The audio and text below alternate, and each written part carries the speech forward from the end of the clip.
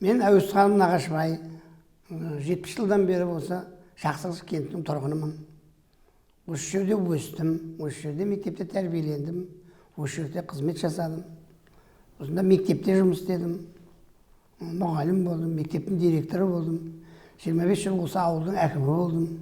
Қазір соңғы 5 жылда Аралтұз акционерлік қоғамында әлеуметтік мәселе жөнінде вице-президент болып қызмет атқарамын. Енді қазіргі бүгінгі таңда баспасөзде, WhatsApp'та, теледидарда осы Аралтұз акционерлік қоғамы жөнінде бірқатар жаңсақ пікірлер жарияланып келеді. Атап айтсақ, Аралтұз акционерлік қоғамы Қытайға сатылып кеткен. Онда қытайлықтар жұмыс жасап жатыр. Олар осы тұздың құрамына белгілі бір қоспаларды қосып жатыр. Олар келешек адамның өміріне зиянды деген сияқты алып қашпа әңгімелер бар. Әрине біз бұған өзінің тиісті дәрежесінде облыстық теледидар арқылы мысалға халық арасында өз түсініктерімізді жүргізіп жатырмыз. Менің білетінім, қазір Аралтұз акционерлік қоғамында 1200-ден астам адам қызмет атқарады.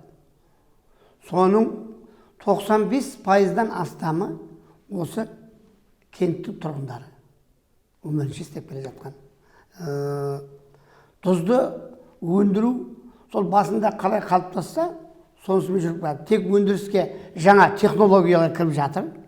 Олар тұздың қазіргі тұтынушының тауарға қоятын талабы өте зор. Сондықтан жаңа технологияларды енгізе отырып, біз тұздың сапасын арттырып жатырмыз. Ал қарапайым сөзбен келетін болсақ, бұл Аралтұз акционерлік қоғамының атқаратын қызметі тұзды көлден қазып алады, оны әкеліп бугырға жинайды, одан кейін оны транспортный лента арқылы ішке цехқа қарай алып келеді, оны жақсылап тұрып жуады, тазалайды, майдалайды. Егер ол Қазақстанның территориясында сатылатын болса, оған мемлекеттік стандарт бойынша йод қосылады. Ал біз тұзымызды қазір Россияға экспортқа шығарып отырмыз, оларға тұз йодталмайды.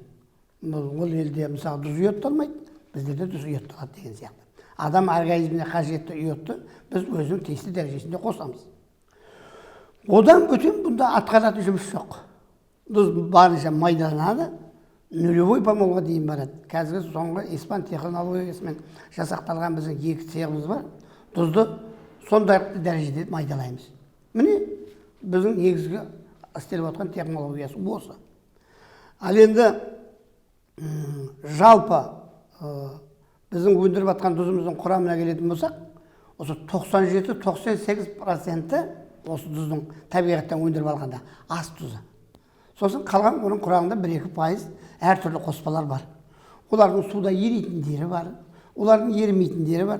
Біз солардың бәрінен айырып, тазалап, мүмкіндігінше тұтынушыға таза ас тұзын береміз. Біз қазір техникалық тұз өндіреміз, және ас тұзын өндіреміз. Ал енді осы нарықтың рынокқа соған таластан туа ма, осындай ешқандай жөнсіз ешқандай айтылып жатқан әңгімелерінің шындыққа жанаспайтындығын біз барлық жерде айтып келеміз, әлде де айта береміз.